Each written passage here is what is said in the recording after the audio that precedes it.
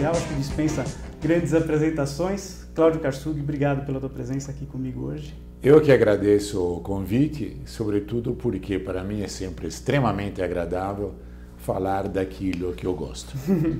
E a paixão maior do Cláudio, que é automobilismo, a gente vai falar bastante. Mas antes eu queria, Cláudio, que você comentasse um pouco. Eu até comentei recentemente com a Cláudia, tua filha, que cuidou desse livro, que nós vamos falar também sobre ele, que eu ficava meio temeroso, falou, vou trazer o Cláudio aqui, ele está numa emissora, na Jovem Pan, e você depois de 57 anos, saiu da Jovem Pan, foi demitido da Jovem Pan. Você quer falar um pouquinho, começar para falar um pouquinho disso, desse episódio que aconteceu, enfim? Bom, foi um episódio que não chegou a me surpreender, porque a Jovem Pan mudou muito.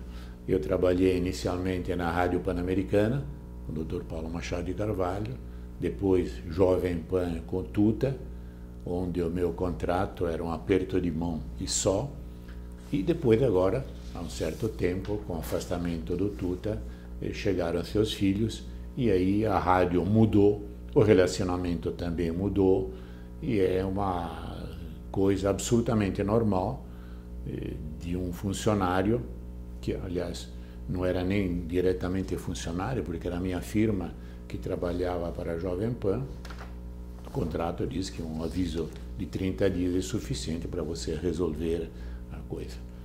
Claro, talvez tenha sido um pouco curiosa a forma como fui comunicado. Estava na rádio, lá no 24º andar, na redação. 2 andares acima da gente. Exato. Aqui. Aí eu resolvi descer para o 23º para falar com o departamento pessoal, que eu precisava de uma nota fiscal para poder pagar a rádio, a parte dela.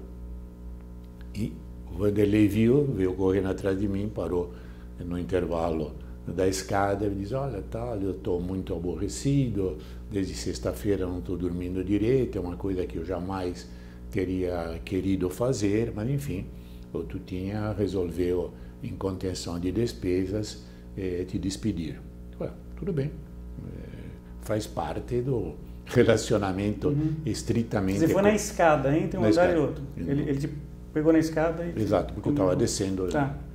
E ele talvez não quisesse dizer isso na frente dos outros. Entendi. Tanto que depois eu participei normalmente do programa, já que estava lá, não havia razão de não participar do programa e ninguém sabia. Quando eu cheguei em casa é que começaram a pipocar os telefonemas, as coisas, para saber, bom, é verdade, não é verdade, saiu, não saiu, tal. E aí realmente eu fiquei muito satisfeito nesse ponto, uma série de mensagens, por exemplo, uma que me chamou muito a atenção, que me ligaram, o Gilmar Rinaldi e o Dunga. O Dunga, aliás... A cúpula da seleção brasileira. O Dunga, ele me disse, olha, realmente lamento muito o que aconteceu e tal. Eu falei, não, isso faz parte. Aí começamos a falar da Fiorentina. O Dunga, por algum tempo, foi o capitão da equipe. Ligado, enfim, foi... Mas vários brasileiros, né, ligados à Fiorentina. Uma longa conversa, e o Dunga falou, olha, não tem essa imagem, eu tenho essa imagem de não gostar de jornalista, mas absolutamente não é verdade, e o teu caso é um caso absolutamente fora do normal. Então, gostei muito do Felipe Massa, que também é meu amigo, publicou... Toma até liberdade, eu tenho um trecho que posso replicar aqui o que ele falou. Sentirei muita falta dos comentários do mestre Cláudio Karsug, do mestre Karsug na Jovem Pan. Estaremos sempre juntos e conte sempre comigo, meu grande amigo Karsugão. O Massa, inclusive, a gente tem fotos do encontro, até eu registrei num capacete de ouro, ele foi homenageado e você também. E foi um encontro muito efusivo, muito emocionante entre vocês dois, né? Sim, na verdade eu sou amigo de toda a família, dele, do irmão, do pai, da mãe. E eu me lembro o começo da história, um grande prêmio, já faz muito tempo, ele é em Interlagos, e a mãe dele veio que queria me conhecer e agradecer pelas palavras positivas que eu tinha tido em relação a esse garoto que estava aparecendo no automobilismo. Aí um relacionamento que se estabeleceu depois com minha filha, Cláudia, o pai dele, todo mundo, inclusive o pai e a mãe me mandaram um e-mail muito significativo, que eu gostei muito, dando todo o apoio. Enfim, foi uma comoção que eu não esperava tivesse essa dimensão e esse alcance. Eu tinha absoluta certeza dessa comoção, aliás, é até um privilégio, porque às vezes a gente recebe, se faz tanta reverência às pessoas depois que elas morrem, né? Você teve o privilégio de ver quanto você é amado por tantas pessoas, quanto você é admirado, você pôde ver o quanto você, esse carinho todo que as pessoas dispensaram a você, é um privilégio que você tem. Claro, é chato por um lado, muito chato, mas você pode dimensionar o quanto você representa. Eu não acho chato, porque eu acho que a rádio enveredou por outro caminho. Você viu que foram mandadas embora muitas pessoas do departamento de esportes, foram mandadas embora pessoas importantes do departamento de jornalismo, dois chefes de reportagem, Belmonte e Anchieta. Então, é claro, a rádio está tomando outro caminho. Faço voto que seja um caminho cheio, não digo de glórias, porque glórias não servem para ninguém, mas cheio de dinheiro, que assim não precisa mandar embora os meus amigos que ainda lá estão. Olha, o Antero Greco, grande jornalista, né? Inclusive, meu colega de muito tempo teve no presente Estado, ao lançamento, na teve ESPN. Presente ao lançamento do teu livro que a gente testemunhou lá. Ele também deixou uma mensagem que eu também tomo a liberdade de ler aqui rapidamente, Cláudio. Ok, cada empresa sabe onde aperta o calo e não meta a colher onde não ajudará nem influenciará em nada. Há exceções, nas quais é impossível calar. Não se demite alguém com 50 e tantos anos de casa, uma vida e longa passada numa emissora. É desumano, ingrato e impiedoso. Não se descarta uma história de dedicação profissional como se fosse um papel de bala, um bagaço de laranja, um chiclete gasto. Minha estima e solidariedade ao gigante Cláudio Karsug. Eu li muitas mensagens que foram dedicadas a você, Cláudio, e essa eu acho que, para mim, expressa, eu acho que tudo que o mais, né, importante do que se poderia dizer. Enfim, tem muitas mensagens carinhosas. Christian Fittipaldi, que trabalhou com você, também fiquei chocado com a notícia, grande profissional. O Lucas de Graça cutucou mais, né? O piloto colocou assim: que papelão, Rádio Jovem Pan, demitiram o mais sábio comentarista esportivo do Brasil, Cláudio Karsug, depois de 58 anos de casa. O Flávio Gomes... Sim, o Flavinho fez uma bela uma belíssima matéria, o texto dele chama-se Clamoroso, está lá no blog do Flávio.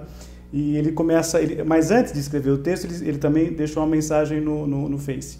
A Jovem Pan acaba de demitir Cláudio Karsug, que havia quase 60 anos na emissora. Produtivo, atualizado, incomparável. O que estão fazendo com essa emissora é algo inacreditável.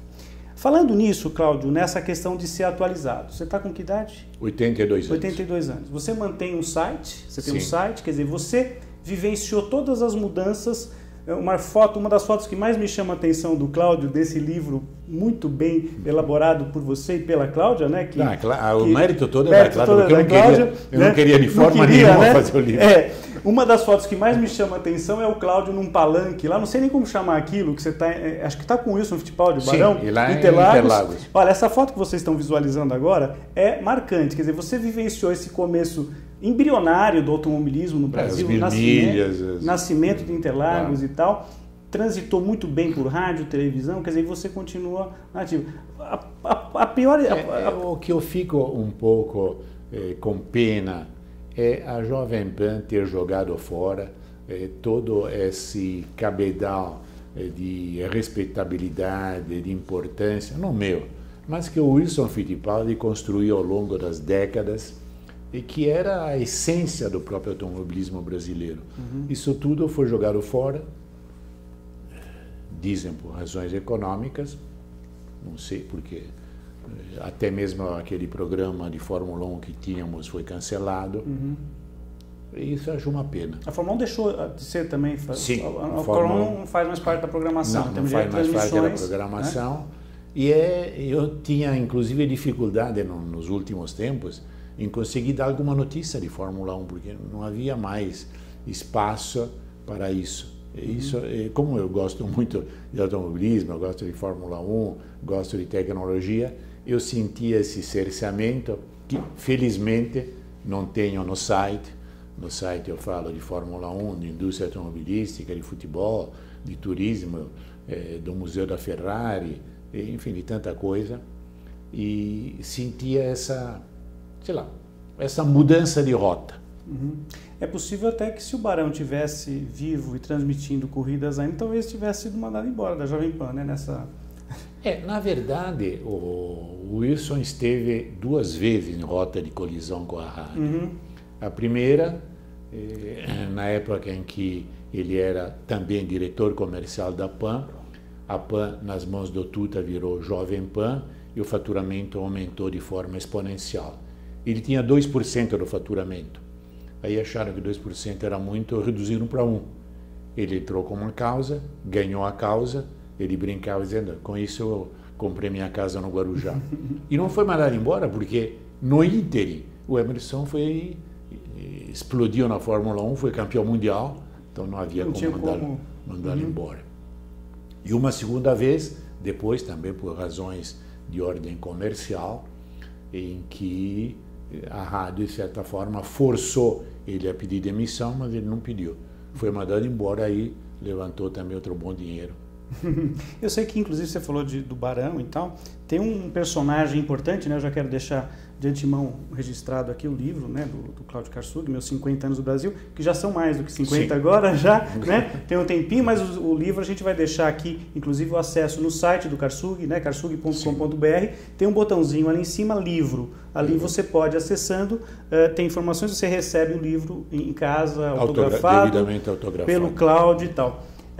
Um personagem, inclusive, da Jovem Pan, com quem você trabalhou há muito tempo, teve um papel importante, que foi o Reale Júnior, né? Que Sim. tinha escrito a biografia dele e te animou um pouquinho, animou a Cláudia também, né? Não, o Reale acho que foi um dos grandes responsáveis pelo surgimento do livro, porque ele falou com a Cláudia, falou comigo, eu falei, não, mas Reale, para quem você acha que vai interessar a minha história, todos esses casos, essas coisas que aconteceram?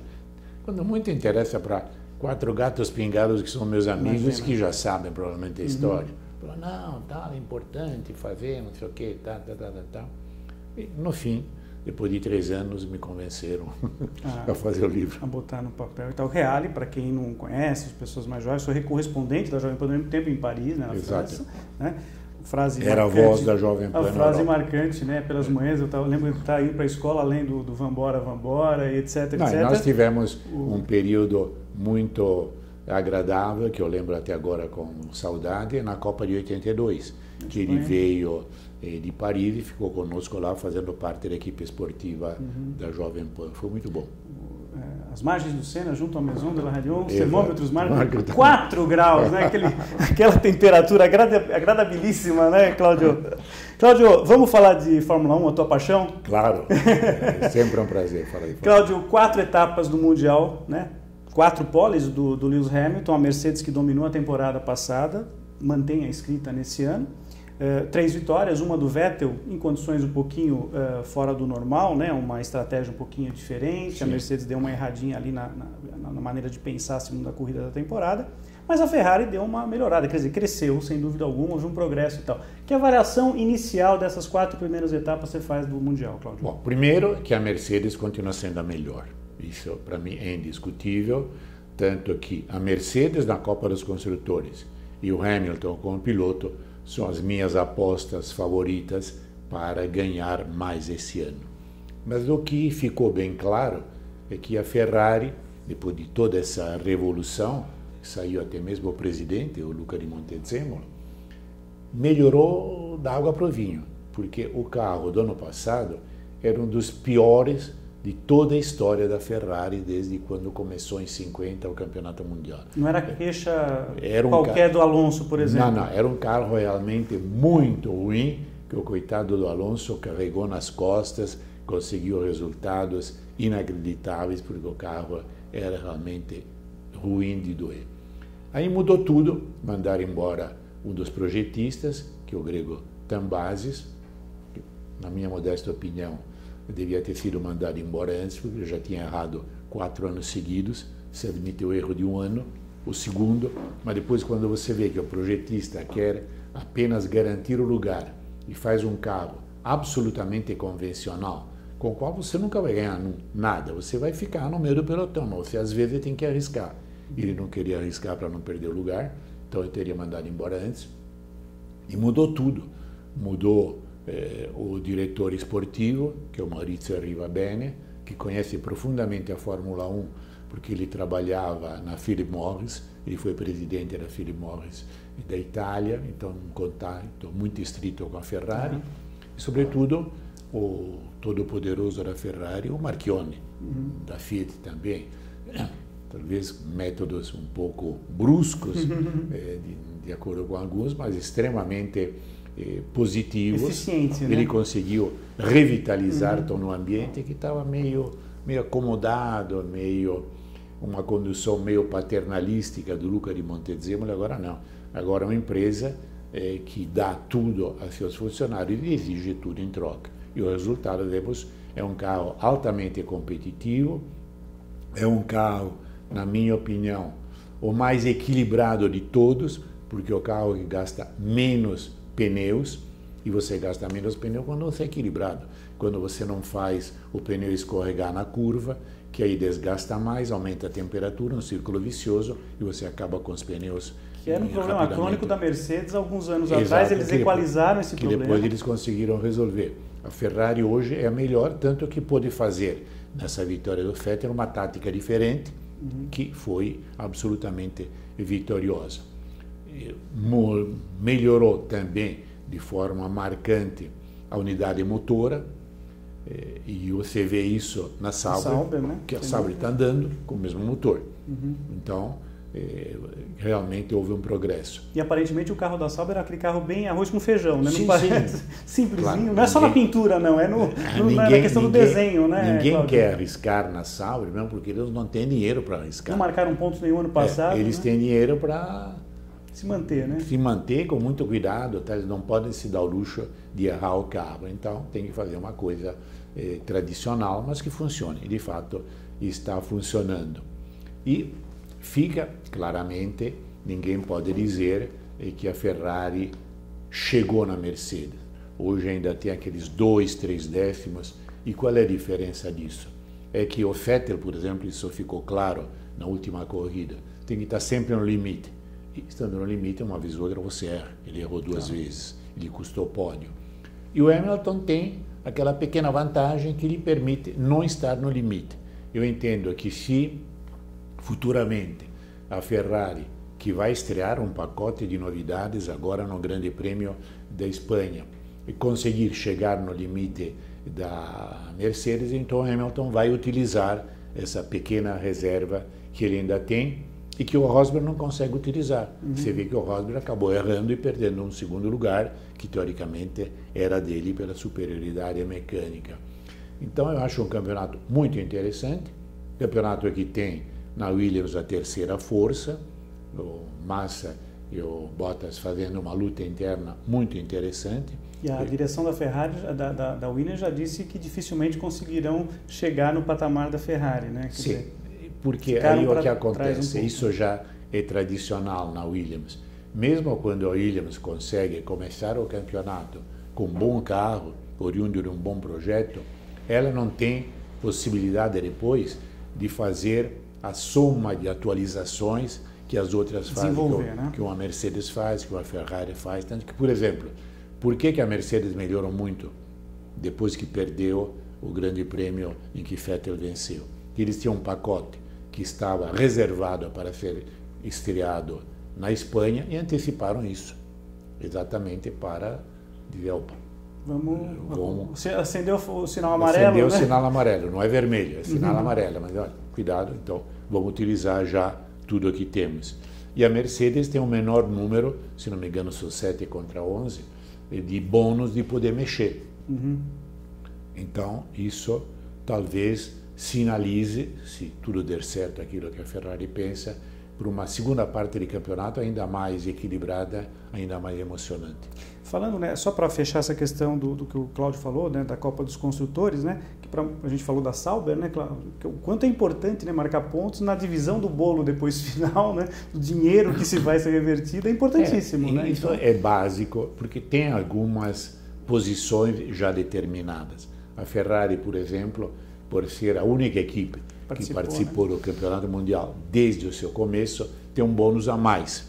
Então ela tem, será X mais 10%, mas para todas as outras é extremamente importante você pontuar para depois participar da divisão do bolo. Se você ficar de fora, a coisa se torna realmente difícil. Você falou nessa restrição, né, de atualizações e tal, eu sei que não te agrada muito a questão dessas limitações que existem para testes, para o quanto mexer no motor. Uma vez você me falou da fórmula peso, que eu acho a ideia mais bacana que existe. Quer dizer, você pega um carro e fala, o limite do carro é 600 quilos, você põe o motor que você quiser aí, etc., e o pneu e tal. Hoje existem uma série de restrições para evitar, eventualmente, estouro de orçamento, se pensa muito nessa questão, mas, eventualmente, o que se gasta em simuladores, em programas, às vezes é mais do que o Piquet, o Prost gastavam para fazer uma pré-temporada na Europa inteira. Sem dúvida. Eu sou frontalmente contrário a essas limitações por uma razão muito simples.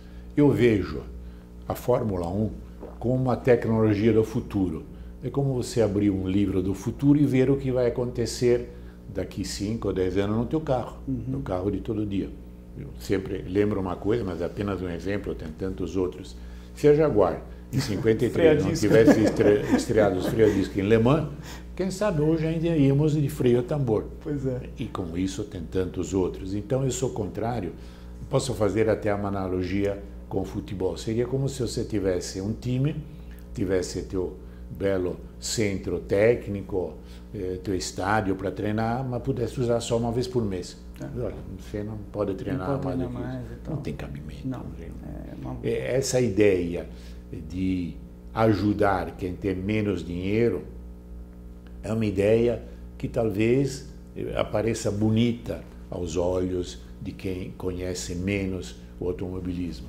Mas é absolutamente falsa, porque o que você gasta, por exemplo, em simulador, cada 6 meses você tem que atualizar aquilo, porque fica obsoleto como tudo o que é de eletrônico. E os técnicos que mexem com esses programas são muitíssimo bem remunerados, né? Claro.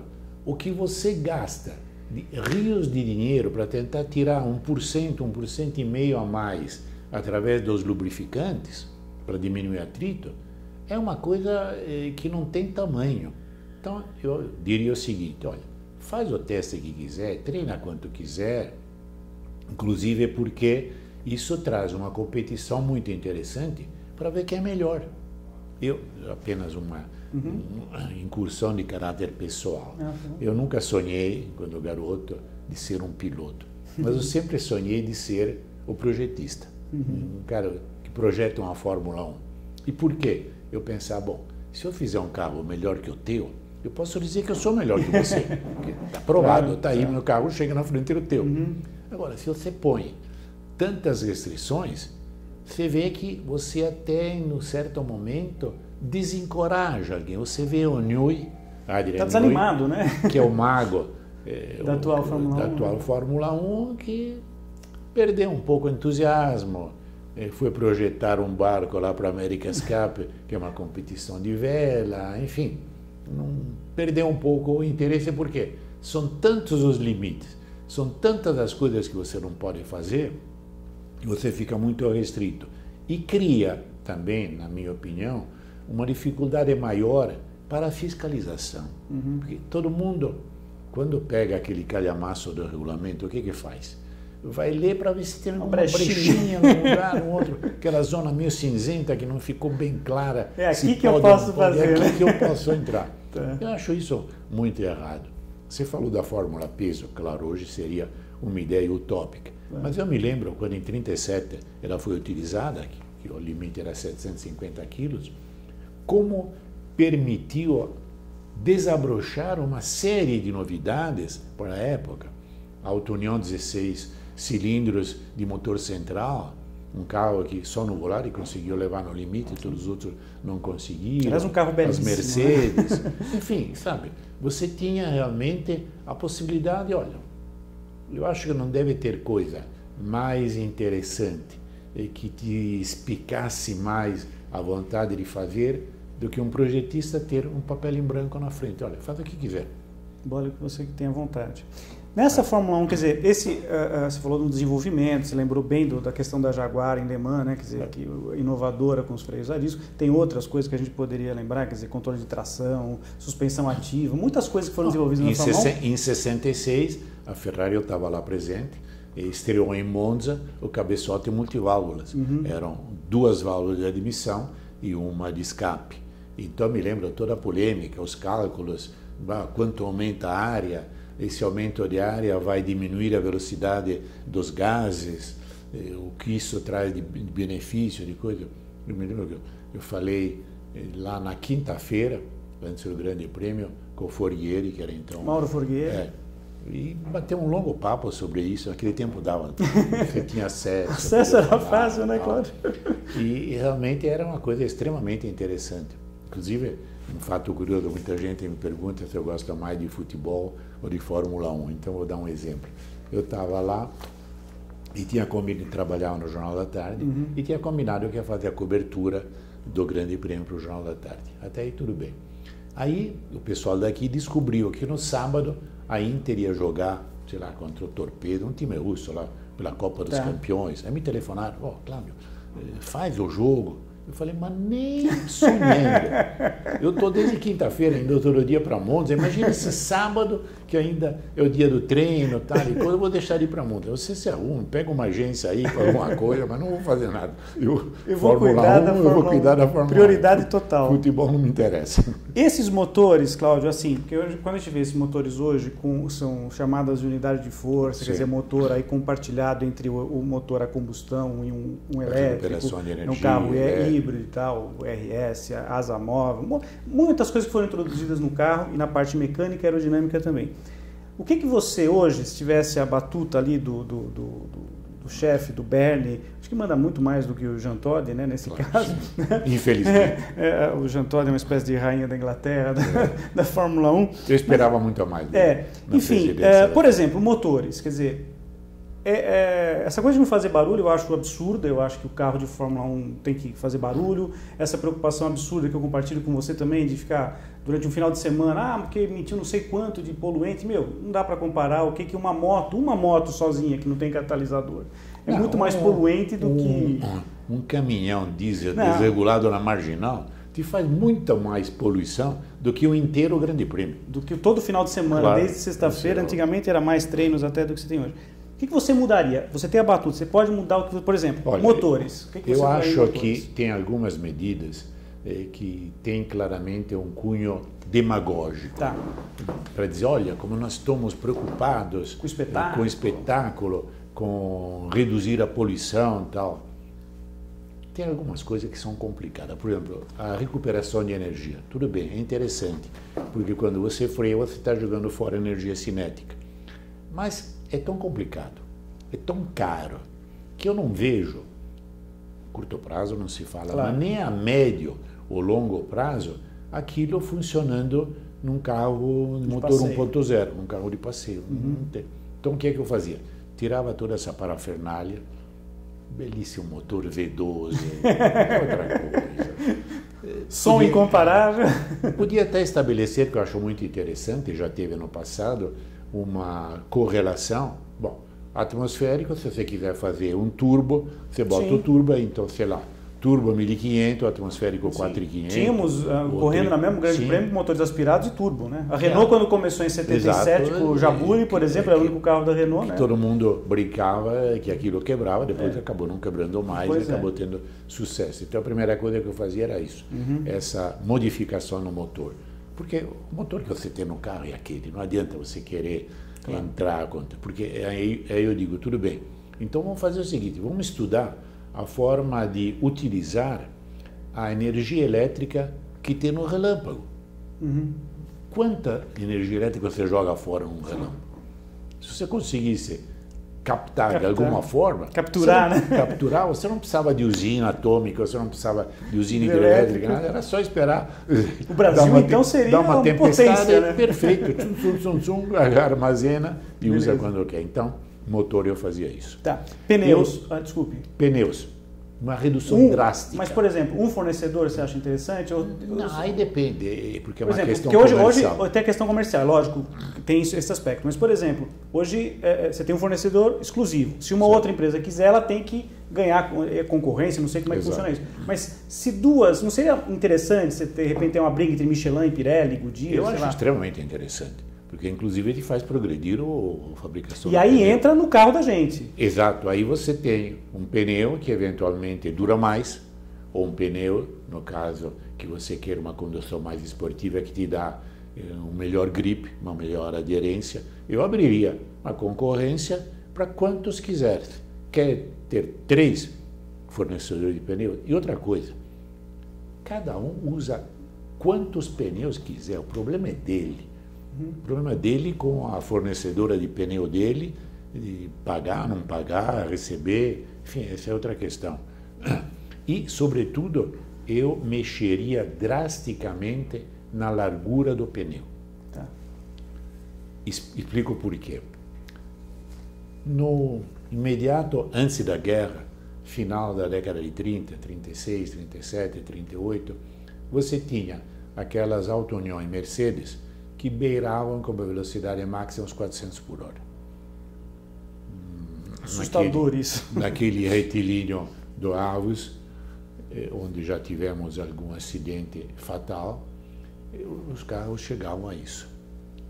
E eu tenho uma fotografia, uma raríssima fotografia, foi publicada por Quattrorotte na Itália, em cores, acho que de 37, com uma auto-união, e você via na curva aquele pneuzinho que mais ou menos devia ser o tamanho do pneu que usa a CG 125. Moto. Que parecia que estava quase saindo da roda. Então, o que é que isso traria?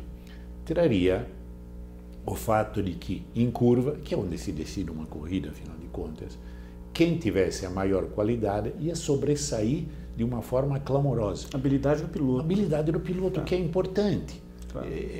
Você, quando vê alguma coisa, você quer ver o piloto. Então, por exemplo, hoje em dia, o grande piloto, e o piloto, digo, o piloto nota 9, o piloto nota 7, mais ou menos se equivale, porque tem uma porção de ajudas, o pneu é extremamente largo. A área de escape também ajuda, né? Porque às vezes o piloto é meio braço duro, ele vai embora, mas volta, né? Antes seria para Brita, aí né? Depois corre em Mônaco e bate no guarda-reio. Pois é. Porque aí não tem como fazer. Então, eu faria isso, uma drástica redução do pneu, sem dúvida o espetáculo ganharia. Você teria muito mais ultrapassagem, porque se você é mais hábil em curva, você sai mais rápido que o outro. E na saída de curva você pode ultrapassar. E hoje, em vez, é difícil. Outra coisa que eu aboliria, que eu abomino, o negócio de você poder abrir a asa móvel e o coitado na tua frente não se defende, né? Quer dizer, aquilo para mim é como você botar um pelotão de execução e o coitado na frente.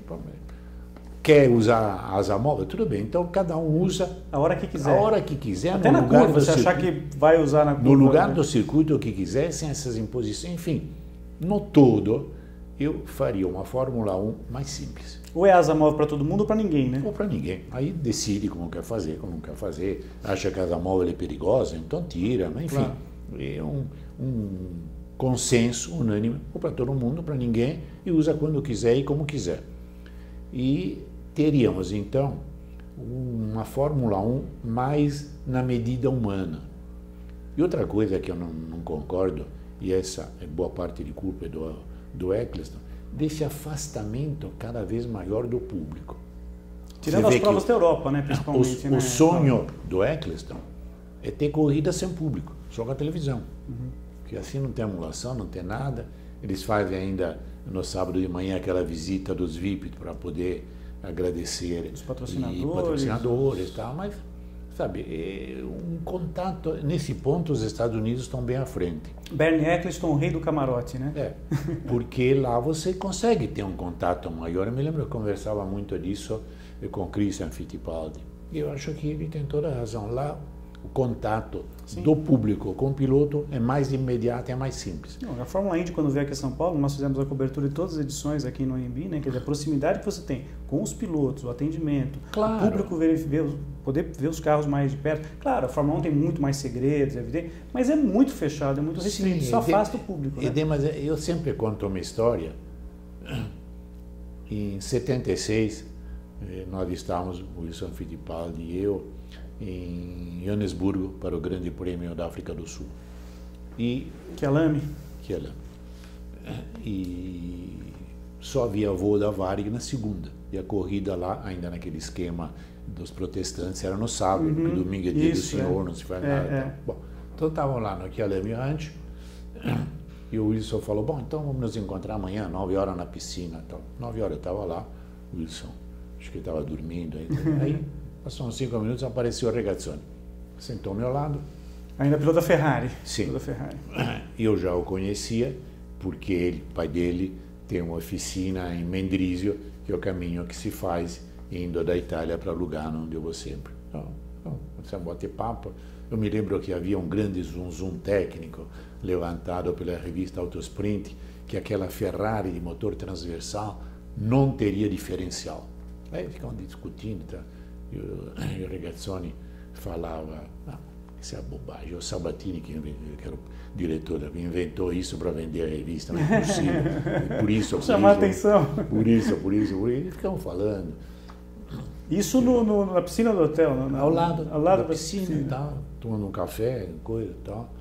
Aí depois a conversa evoluiu sobre países, sobre a Suíça.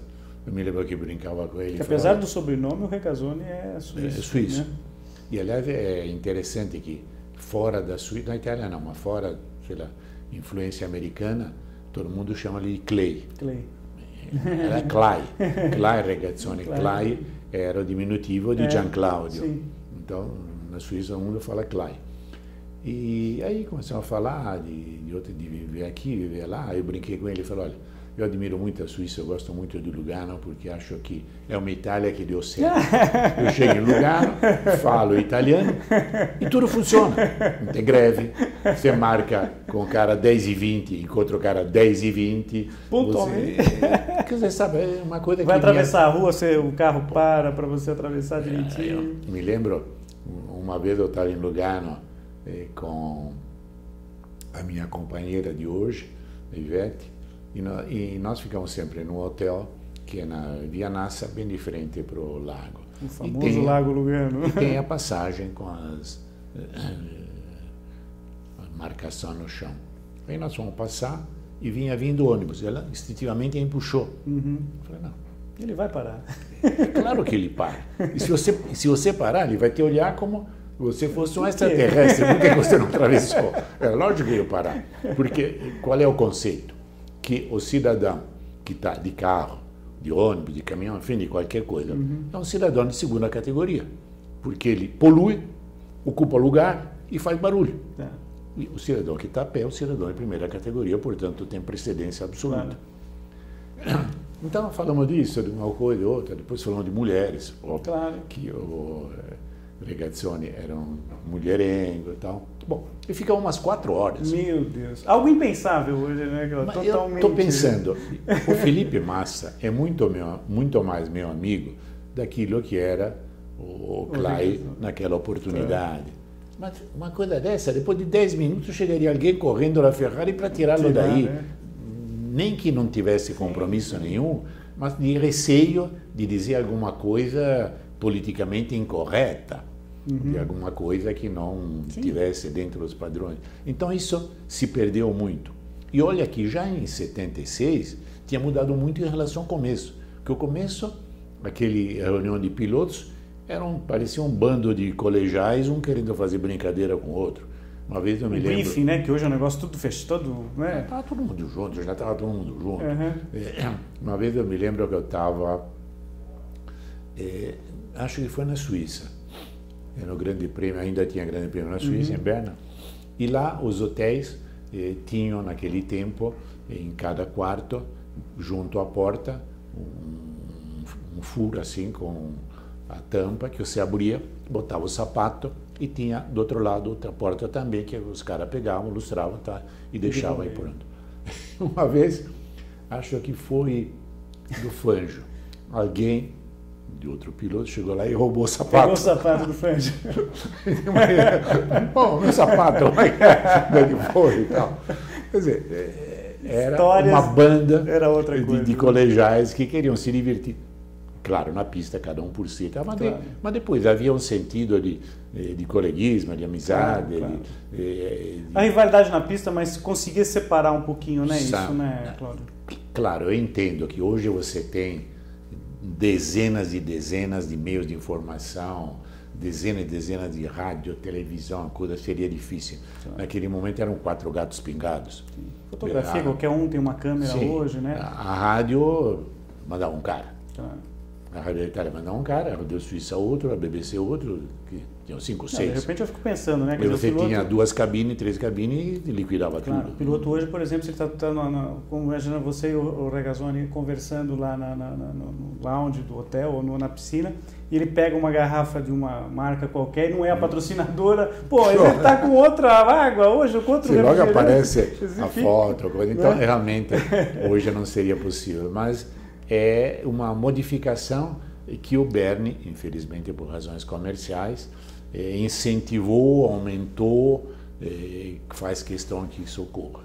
Cláudio, você estava falando um negócio, só para fechar a questão técnica aí das mudanças e tal, que a gente estava falando dos pneus, me chama muita atenção essa questão. Eu estava, recentemente, o Ayrton Senna completaram 30 anos da primeira vitória do Senna, 85, o Estoril, né, em Portugal, aquela vitória sob chuva e tal, uma grande... Eu fiz uma matéria especial aqui para o portal Terceiro Tempo sobre essa vitória e tal. Bom, o Piquet, por exemplo, teve uma dificuldade, eu estava revendo, enquanto eu estava trabalhando, eu com áudio, né, ouvindo a narração, e o Piquet teve problemas seríssimos de pneus, por quê? Porque ele era acho que a Brabham, na época, ele estava com a Brabham BMW. Acho que ele era Michelin. Né? Ele era Pirelli. E a Pirelli tinha o pneu da Pirelli era maravilhoso no seco e era um desastre na água. Mas o que aconteceu? A Pirelli teve que desenvolver, correr atrás. Eu acho que casa um pouco com o que a gente está falando, né? Teve que melhorar o pneu para chuva e isso, teve, obviamente... por exemplo, me lembro um grande prêmio, se não me engano, do Canadá, que teve uma interrupção porque começou a chover, houve troca de pneus. Quem tinha Michelin foi embora. E os outros não tinham como. Para a questão técnica, para fechar esse aspecto das mudanças, pontuação. Essa pontuação, o modelo que você tem hoje, 25, 18, até um ponto, até o 10º colocado, era algo que você mexeria, Cláudio? Está mais ou menos dentro do que... Porque antes era, por exemplo, vamos falar dos anos 70? Eu deixava... 9, 6, 4, 3, 2, 1, só os 6 primeiros. Eu deixava os 6 primeiros. Ou 10 para o primeiro colocado. Bônus para quem fez pole, volta mais rápido. O que você acha? Bônus para quem fez pole, sim. Bônus para quem faz a volta mais rápida, não, porque eu acho que você acrescenta um perigo a mais. E eu explico por quê. Digamos, um dos 2 da Mercedes. Poderia ser o Hamilton ou o Rosberg. É obrigado... por uma razão qualquer, a parar no boxe, perde 2 minutos, enfim, a corrida foi para o beleléu. Ele poderia trocar pneus, no caso, botar pneus extra, os mais macios que tivesse, e ir na pista para tentar ter uma volta maluca, uma volta voadora e fazer esse ponto. Seria um perigo para os outros. Então isso eu não gosto. Tanto que depois tiraram, quando tiraram, porque houve um tempo que havia esse ponto, quando tiraram o argumento foi exatamente esse. É perigoso. Tá. Vamos falar um pouquinho do livro? Vamos falar um pouquinho do livro, porque esse livro é maravilhoso, eu já dei algumas informações sobre ele. E nesse livro tem um capítulo, né, aliás no site também, a gente já teve uma conversa um tempo atrás sobre isso, mas eu gostaria de repetir para quem não viu, e obviamente, né, você que está acompanhando Bela Máquina hoje. Ferrari, você fez 2 visitas à fábrica da Ferrari, uma em 92, não é isso? E uma em 2011, né? Quase 19 anos depois você voltou. De 92, como é que foi esse teu primeiro contato? Com que carro você andou? Você andou na pista de Fiorano, Sim. Foi isso?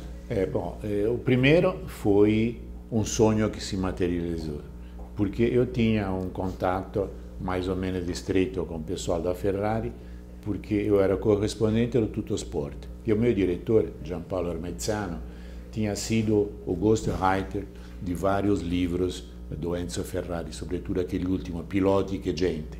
Então, sempre tentava-se, mas nunca dava certo. Até que um dia, eu estava trabalhando na revista aqui, e me telefonaram da FIA dizendo, olha, Karsug, conseguimos finalmente, só que tem que ser dia tal, não sei o quê. Pode? Falei, claro. Eu mudo todo o meu programa, não tem programa de viagem, todo mundo tudo. Eu vou chegar o dia antes, para não ter problema, vou dormir lá em Maranello, que assim de manhã bem cedinho eu estou lá. E estivemos lá, visitamos toda a fábrica, aí pegamos uma testa rossa, eu fui guiando até o circuito de Fiorano, que o cara me diz, olha, vai guiando, que assim você vê também a reação dela em baixa velocidade, andando na rua, porque esse é um carro que, se a pessoa quiser, dá para usar no dia a dia. Você consegue domar o bicho? Sim, consegue numa boa e tal. Era um motor V12 esse, né? Sim, sim. É só tomar cuidado para você não acelerar muito. Pesar o pé ali. Assim, porque, senão... Aí chegamos lá, veio um dos pilotos de teste, não me lembro quem era, falou, olha, vamos dar 2 voltas, que assim eu te mostro mais ou menos, depois você fica com o carro. Aí damos umas voltas, ele mostrou, porque eu nunca tinha andado em Fiorano. E aí veio um diretor de marketing e falou, Karsug, tudo bem, fica à vontade, mas olha, você vê esse caminhão aí ao lado, aqueles caminhões para levar carro, esse carro já foi vendido, eu tenho que entregá-lo amanhã, pelo amor de Deus. Falei, olha, eu sei perfeitamente quais são meus limites, eu não vou me meter a balão, a querer bancar aqui o Villeneuve, quero ver como uma pessoa normal pode tirar proveito de uma Ferrari e tal. Aí dei uma série de voltas e tal, foi muito bom. Fiquei com aquela ideia, puxa, mas se eu morasse na Itália, quem sabe conseguia comprar uma seminova com desconto, alguma coisa, tá? Poderia andar de Ferrari. E aí passou. Aí quando surgiu a ideia do livro, a minha filha a Cláudia teve a ideia, disse, bom, fazemos nova visita à Ferrari. Revival. 20 anos depois. Tá? Eu falei, mas fazer o quê? Já conheço, eu já estive lá e tal. Não, mas é interessante, mudou, tá. Tá bom, vamos. Mas a Cláudia, que está aqui presenciando a gravação, não estava em 92, então ela fez questão de ter uma nova visita, não é isso? Sim, em 92 realmente ela não estava. Aí fomos lá e eu realmente tive que dar uma palmatória, porque valeu a visita, uma fábrica completamente diferente, uma fábrica em que se cuida muito do bem-estar do trabalhador, da mão de obra, certo. Uma fábrica cheia de verde em volta, enfim, uma coisa completamente diferente. E o mais bonito de toda a história, além de ter podido visitar o museu da Ferrari, onde eu fiz uma série de matérias que temos estão no imagens, site. temos fotos, exemplo, inclusive no site tem uma que me chamou muito a atenção, de lembrança, que eu fiz com o carro com o qual Massa quase foi campeão mundial. Então eu mostro o carro, como é, como não é. 2008, né? E o que mais me agradou, nós estávamos com uma 500, a versão mais econômica, 1.2 de 69 cavalos, que eu queria ver como é que andava e tal.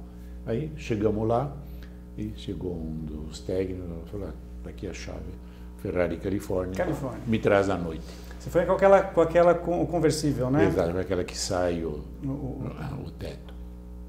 Ainda não era a versão turbo, era a versão 8 cilindros. Modesto. Muito calma ainda, né? Aí ele falou, você sabe aqui? Digo, sim, mais ou menos eu conheço. Ele diz, olha, se você aceita um palpite... Câmbio aqui, né? O sim, shift. Se você aceita um palpite, sai por aí, tá, que é o percurso que nossos pilotos de teste fazem, você vai poder sentir bem. Não leva em consideração o fato do limite de 50 por hora, porque os caras já sabem que quem anda com Ferrari não vai conseguir isso daí. E aí saímos, andamos, fizemos fotografias, a Clara também guiou, e eu fiquei morrendo de medo. Imagina se bate esse negócio, com que cara eu vou chegar lá? A Cláudia me contou uma vez que ela ficou, disse que você falou assim, passa um cachorro na frente do carro, né? Aquelas ruazinhas de montanha. Porque é muito estreito tudo ali, né? Sim, é tudo muito claro, estreitinho, né? Dá para... Mas enfim, foi uma experiência inesquecível e aumentou mais o meu sentido de que talvez, puxa, se eu morasse aqui podia ter uma, porque eu fui ver lá, quanto é que custa? 170 mil euros, zero. Ele falou, mas dá para comprar uma usada, tal. Eu naquele tempo ainda tinha, quer dizer, tenho até hoje um certo conhecimento com Montezemolo, que eu entrevistei uma porção de vezes quando ele era um jovem diretor esportivo da Ferrari. Começando ainda, depois né? Depois encontrei no México, quando ele foi em 86, ver a Copa do Mundo para se preparar, que ele era o chefe da organização da Copa do Mundo na Itália. Então eu falei, bom, fala quanto, talvez conseguisse por um preço bem mais barato, uma seminova, tá? Para mim era perfeito, porque era um carro que você pode andar na estrada e você pode usar em qualquer lugar, não tem problema nenhum. O carro funciona perfeitamente em baixa rotação, Porque fica essa ideia, né? Muita gente pode pensar que um carro tão potente, com essa coisa da Ferrari toda, seja difícil de você guiar. Claro, tem carros impossíveis, um Bugatti Veyron, por exemplo, um Lamborghini, que são carros de competição mesmo. Né? Mas no caso da Ferrari dá tem essa usar. possibilidade. O único problema que eu vejo, largura se teria do carro, aqui no Brasil, não, buraco. Buraco também. O carro é baixo. Mas lá anda perfeito. Lá é liso, então não tem problema. Vamos falar um pouquinho de algumas fotos? Vamos estar passando algumas fotos. Eu queria que você comentasse algumas dessas imagens aí. Por exemplo, tem uma foto, algumas fotos me chamam muita atenção, que estão no livro aqui do Karsug. É uma foto que você está com os teus pais e uma avó sua de bicicleta. Sim, em Viareggio. Onde foi isso daí, Cláudio? Em Viareggio, que é o lugar onde nós íamos sempre passar as férias.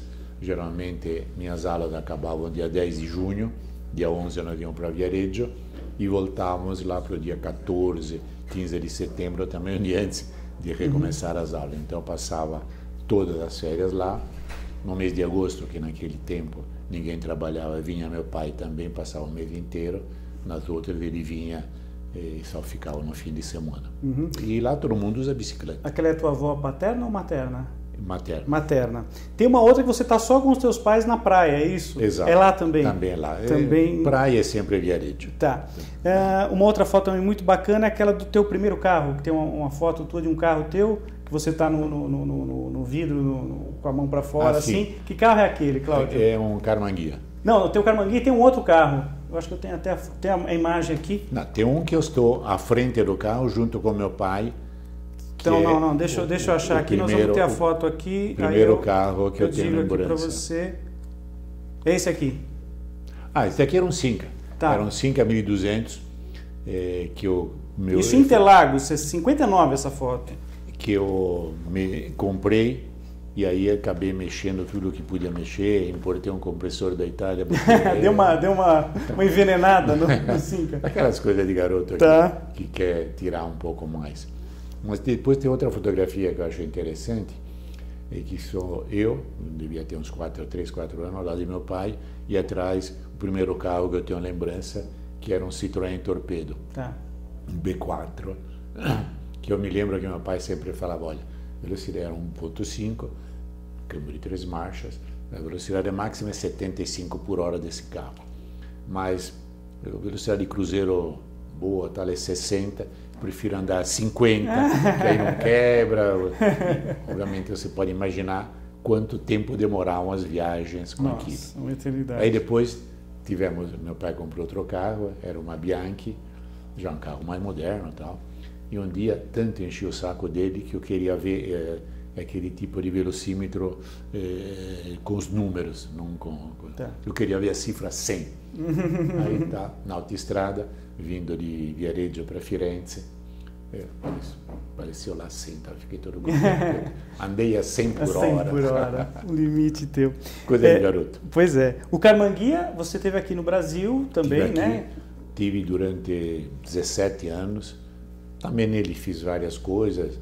Em determinado momento eu tirei o velho motor 1.2 para um 1006. Era um 1200 aquele era teu? 1200, era o primeiro. Era original mesmo, original, né? Era 63. Botei o 1600, depois botei uma dupla carburação, troquei o comando, enfim. E era um carro de um desenho lindo, né? O Carmanguia, um carro... Só que ele chegou um certo momento que você não tinha mais peças de reposição original de carroceria. E aí eu acho, olha, carro de coleção muito bonito se é original. Claro. Você tem que começar a mexer. Aí já... aí eu peguei vendo. Não, e essa foto eu acho fantástica porque eu acho que o Carmanguia tem uma linha muito bonita, como eu falei, mas atrás ali dessa foto que você está vendo, tem um Dodge Dart. Eu sou apaixonado por Dodge Dart, tem um Dodge Dart estacionado ali atrás dessa foto. Esse meu Carmanguia tinha uma coisa diferente de quase todos os outros, por incrível que pareça, eu acho que tinha sido sorteado, que não entrava água. Puxa, e era raro naquela época, raro. Né? Bom, tá certo. Não só aquele, como o TC, depois que veio, né? Que era muito parecido com o desenho do Porsche. Eu peguei chuva, né? Nunca Tranquilo. entrava água. Tá certo que eu tomava algumas precauções. Por exemplo, eu jamais abria os vidrinhos traseiros. Já fechado, por via das dúvidas. Mas não entrava frente, água. Na lateral. E tinha quebra-vento, né? Nessa época. Não tinha. Não tinha quebra-vento, o Carmanguia, né? Tem uma foto de moto, é você naquela moto que tá no teu livro? Pequenininho? Uma moto, Sim. uma motocicleta mesmo? Uma moto, acho que era uma Gilera 500. Você gostava de moto? Sim, porque meu pai tinha. Tá. Então, aquilo estava parado em algum lugar, não sei onde, eu sentei e tiraram Tá. uma foto minha. Emerson... Aliás, eu tenho carta de moto. Tá. Não ando aqui em São Paulo porque tenho medo. Não, isso é impensável. Tem uma foto muito bacana também tua, acho que é Interlagos, você com a Luane e o Emerson Fittipaldi. Sim. Você lembra alguma coisa dessa fase aí de coberturas com o Emerson? Você é um grande amigo do Emerson, né? Desde aquela época até hoje, né, Cláudio? O gozado. Aliás, o prefácio do teu livro é do Emerson, né? O gozado da história do Emerson é que, como eu era amigo do pai dele, no começo, ele me chamava de senhor. Bom, levou mais de um ano para eu convencê-lo. Bom, me chama de você. Tá certo que eu sou mais velho. Aí depois, finalmente, ele se convenceu. E é um dos bons amigos que eu tenho nesse setor de automobilismo. Para finalizar, tantos outros. Para finalizar as fotos, tem uma imagem de você com o Alonso. Você encontrou com ele lá na sua visita? Nessa visita, nós fomos jantar num restaurante onde normalmente vai todo o pessoal da Ferrari. E aí, a Cláudia queria trazer uma camisa autografada pelo Alonso. Aí comprou uma camisa e tal. E eu falei, não, mas escuta, eu não vou bancar o chat aqui. Vou bancar o chat. Não, vamos lá. Tá. Aí falamos com a dona do restaurante. E ela falou, não, deixa, não tem problema nenhum. Tá. E fomos lá, tá, falamos. Botei um papo, ele autografou a camisa. Foi simpático? Sim, foi extremamente simpático. E o restaurante se come muito bem, por sinal. Como é que chama o restaurante? Fica a dica de turismo aí, lembra do Montana, é esse? É Montana. Montana, exato. Eu lembro que a Cláudia me comentou falou porque tem dois restaurantes. Porque você tem uma parte de turismo no site também, né, Cláudia? Tem o Cavallino Rosso, que é bem na frente dos portões de Maranello, e tem esse Montana, que é, sei lá, 500 metros mais longe, porque também Maranello é isso, né? Tá. É rua de cima e rua de baixo. Tá. Já que a gente falou do Alonso, só para a gente fechar essa parte de Fórmula 1, depois desse tempo da Ferrari, quer dizer, indo para a McLaren, voltando, né, na verdade, para a McLaren, depois daquela temporada que ele teve se degladiando com o Hamilton, no ano de estreia, inclusive, do Hamilton, em 2007, e a McLaren voltou aí, né, parece que a Honda já começou a querer andar um pouquinho melhor. Qual a evolução, o que você projeta aí para a Honda? Eles não iam voltar para a Fórmula 1 para dar Sim, errado, né? O problema da Honda é que eles voltaram com um ano de atraso em relação aos outros. Claro. Então eles têm um ano a menos para desenvolver essa unidade motora. Isso é complicado. Eu acho que até o fim do ano eles terão um carro razoavelmente competitivo. Não acredito, salvo uma corrida absolutamente fora do comum, tá, que o Alonso consiga ganhar um grande prêmio esse ano. Mas para o ano que vem ele pode ter chance e de qualquer forma era a última aposta da vida dele, de ser novamente campeão mundial. Que ele perdeu o campeonato de 2010 por causa do boxe. Uma tática errada de não fazer a corrida dele em cima do Vettel. Sim.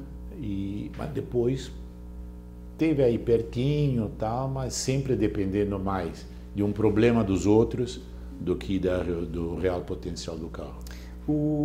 A questão de motor, você falou do motor Honda, a Honda entra imediatamente substituindo a Mercedes da McLaren.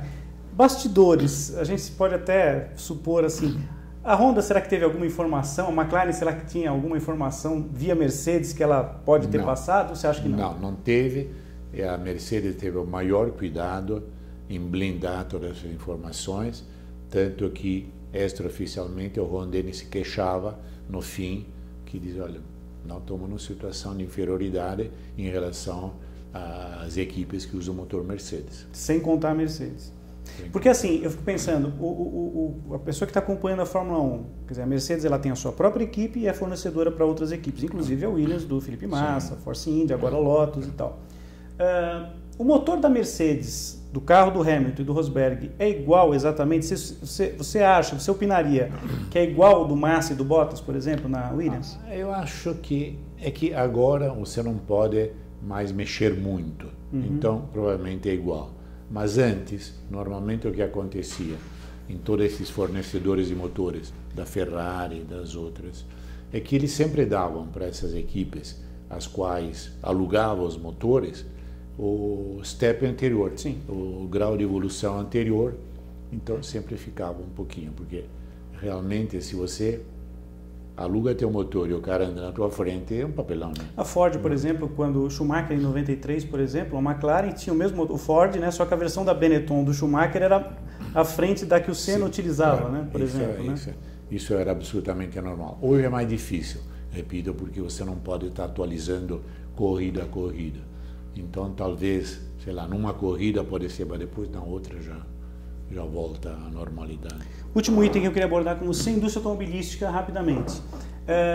Outro dia me chamou a atenção, não vou nem declinar o nome do carro ou da empresa e tal, mas enfim, uma propaganda, né, e se falava dos elementos multimídia do carro, porque você liga o celular, o Bluetooth, não sei o que mais, etc., a eletrônica toda, e não tinha uma informação da motorização do carro, por exemplo.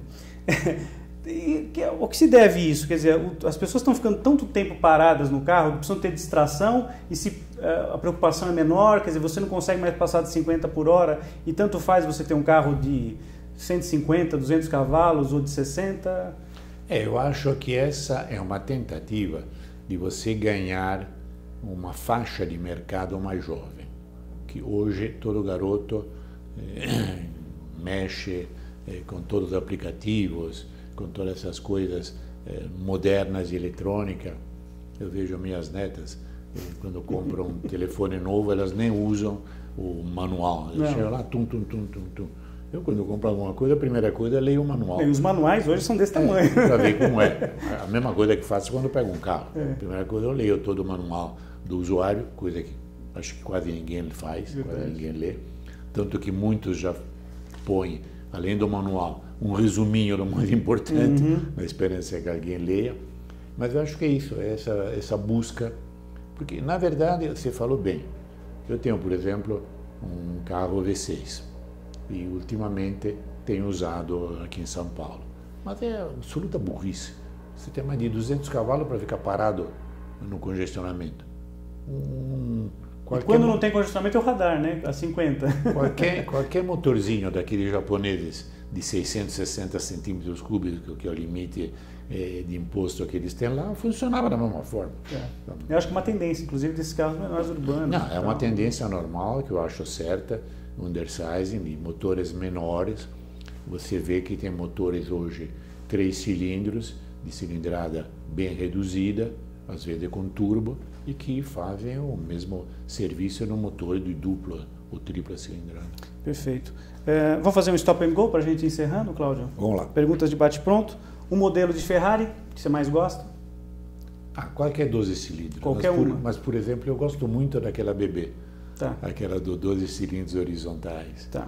Mas qualquer um aceita, não tem uma fração. Vermelha, de preferência? Sim, claro. Obviamente vermelha. Aliás, uma coisa que me disseram na Ferrari, que diz que o primeiro comprador sempre quer vermelha. Depois, eventualmente, ele troca coisa e tal, mas o primeiro é vermelho. Então, qualquer 12 cilindros, embora a Califórnia, 8 cilindros sem tubo aquela também, que você usou, você gostou bastante. Funcionava perfeitamente. Interior caramelo, belíssima, né? Na minha garagem ficava. Aqui não, porque bateria já na saída de casa. Você participou de muitos testes, né? Sim. 4 rodas aqui, olha, essa aqui é edição histórica, autografada até pelo Cláudio. O primeiro foi da Romizeta. Foi da Romizeta. Você não precisa declinar o nome, não precisa falar o nome se você não quiser, mas teve algum carro que você testou? Foram tantos, né, Cláudio, que você teve aquelas impressões ao dirigir, e os teus testes absolutamente detalhados, enfim. Você ficava vários dias com o carro para ter aqueles testes de 30 mil quilômetros, que cada um dos analistas, cada um dos técnicos ficava um tempo com o carro e tal. 30, depois foi 50. Nós usávamos depois a pista da Varga lá em Limeira. Para poder fazer teste de consumo, medir a capacidade de porta-mala, enfim, era um teste absolutamente completo. Consumo em estrada, enfim. Teve algum carro, não precisa, se você não quiser, não precisa falar o nome, que você guiou eventualmente a uma velocidade, me deu medo de guiar esse carro? Teve algum carro assim que você falou, nossa, que inseguro é esse carro, que tive algum problema, que você achava Não, os carros, digamos, mais problemáticos, entre aspas, pela velocidade que alcançava. Me lembro um comparativo que nós fizemos do Opala CS, 6 cilindros, Dodge Charger RT e o Ford Maverick V8. Lá, e naquele tempo ainda não usavam pista, então era lá em Pirassununga, e havia um percurso que nós tínhamos que fazer uma parte na contramão. Então, cinto abdominal só, né? Naquela época. Tínhamos que fazer essa parte na contramão para poder atingir a velocidade máxima no percurso de 1 quilômetro. Então você sentia às vezes o carro meio balançando. Tá. Mas o que eu senti muito isso foi uma vez na Itália, quando eu peguei a Lancia Thema 3.2, que era a versão de topo da Thema com motor Ferrari 3.2. E eu, inadvertidamente, não tinha reparado que tinha a regulagem da suspensão. Então, fomos para a estrada. Quando chegou 200 e pouco, eu falei, pô, mas tá esquisito. A suspensão aqui não é. Não está de acordo com a condição de velocidade que eu estou. Tá.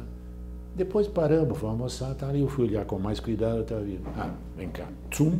Aí normalizou. Mudou, aí normalizou. A indústria brasileira automobilística, ela passou por uma transformação grande. Quando houve a liberação dos importados, a indústria teve que melhorar. Teve algum carro produzido no Brasil que você falou, puxa, melhoramos? Teve um carro especificamente que sentou para guiar e falou, puxa, estamos num nível bom. Sim. Agora? Qual foi esse carro? Começou aquele Gol GTI. Tá. Que foi um custo para a Volkswagen conseguir driblar. Foi o pioneiro da injeção eletrônica. Driblar, né? Toda a regulamentação para poder pôr injeção eletrônica, tiveram que fazer uma gambiarra lá e tal. Mas depois todos os carros melhoraram sensivelmente. Hoje, inclusive, você não pode dizer que tem um carro ruim. Me lembro no começo, havia aquela piada do Dauphine, que era leite e glória, porque leite e glória, desmancha sem bater. Hoje não, hoje cada um tem suas características, claro, mas são todos bons. Tá. Para finalizar, 2 últimas questões. Uma grande alegria que você teve como jornalista esportivo até hoje. Um grande momento teu como jornalista esportivo. Olha, aquelas voltas lá em Fiorano com a Testa Rossa realmente era uma coisa que saía do comum dos testes de carro que eu fazia. Aí você já tinha uma larguíssima experiência, né, Cláudio? Sim, então aquilo mexeu realmente com você. O contrário, um momento que você falou, puxa, não gostei de ter feito uma cobertura, um evento, momento do jornalismo que você... Aí é a morte do Senna. Que você, inclusive, foi o primeiro a dar, falar, né? Mas depois que eu desliguei o microfone, eu fiquei, puxa, essa notícia, tá certo, foi um furo, foi muito interessante e tal, mas o furo que eu nunca teria querido ter. Legal. Cláudio, muitíssimo obrigado. Obrigado a você, e você sabe que para mim é um prazer falar disso que eu gosto. Estou à disposição. Legal. Cláudio Karsug, muito obrigado. Fica mais uma vez a dica do livro, que está disponível para você comprar pelo site do Karsug, karsug.com.br. O Karsug, a entrega é feita em todo o Brasil. Sim. Não é isso? O Karsug manda autógrafo. Eu até vou fazer uma sugestão para a família Karsug, porque a tua neta Mirella tem uma patisserie lá. Vocês podem fazer um combo agora, né?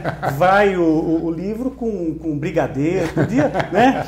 Podíamos fazer um bem bolado aí, né, Cláudia? A Cláudia está fazendo assim, podemos fazer lá a Mirella aí. Eu vou até deixar aí embaixo o endereço aí para vocês, se quiserem, né? E ficam 2 dicas hoje. Uma óbvia, porque eu sempre termino o Bela Máquina, Cláudio, dando a dica de alguém da famosa sessão que Fim Levou, que são as homenagens que a gente faz para diversas personalidades do esporte. Obviamente não é todo dia que a gente recebe alguém aqui que tem página no Que Fim Levou. E essa pessoa que está do meu lado hoje, com esse prazer enorme que eu estou tendo de receber aqui, tem uma página enorme lá, com muitos detalhes da carreira dele, algumas coisas da vida pessoal do Cláudio e muitas fotos, várias delas, inclusive, que eu tive o prazer e a sorte de ter feito. Então, muito da carreira do Cláudio está ali. E a outra é uma homenagem também a você. A outra página para vocês virem lá na sessão que Fim Levou é a do Tadzio Nuvolari, que eu sei que é um ídolo seu. Sim, né? Ídolo de garoto. E eu sei que o Cláudio, por que é ídolo? Né? Porque o Cláudio, já me revelou isso numa outra oportunidade, ia a Monza, né? Levado pelo seu pai, ver o Tadzio Nuvolari correr. Então, ou então ia lá perto de Arezzo de madrugada para ver a passagem na Mille. Pois é, que ele ganhou 2 vezes, sim, né? Enfim. Então o Tadzio tem uma página lá muito bacana, com fotos e tal, que conheçam, né? Porque o pessoal conhece dos pilotos mais recentes e não conhece muitas vezes de um personagem tão importante e que tem um lugar muito especial no coração do Cláudio Karsug. É isso aí. Com grande prazer eu tive hoje em conversar com o mestre Cláudio Karsug aqui no Bela Máquina. Na semana que vem a gente está de volta. Um grande abraço. Tchau, tchau.